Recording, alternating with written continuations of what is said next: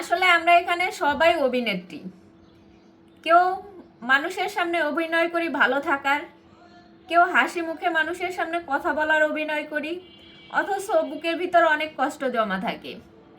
আবার কেউ ভালো হওয়ার অভিনয় করি, ভালো দেখানোর অভিনয় করি।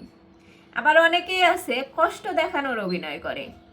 তারা আসলে কষ্ট না থেকেও বুঝাতে চায় যে সে আসলে অনেক কষ্টে আছে। কেউ না কেউ কোনো না কোনো ভাবে অভিনয়ের উপরেই আমরা বাঁচি। নিজের দিকেই খেয়াল করেন, আপনিও কোনো না কোনো দিক থেকে কোনো না কোনো ভাবে অভিনয়ই করতেছেন।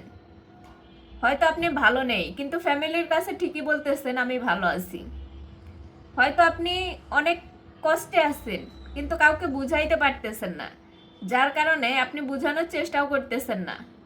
আপনি নিজেই নিজেকে সান্ত্বনা দিতেছেন, মানুষের সামনে গিয়ে সেটাকে প্রকাশ করার চেষ্টা করতেছেন না, নিজেকে ভালো দেখানোর চেষ্টা করতেছেন। কম বেশি সবাই যদি এরকম অভিনয় না করতো, তাহলে মানুষের আসল রূপ দেখা যেত।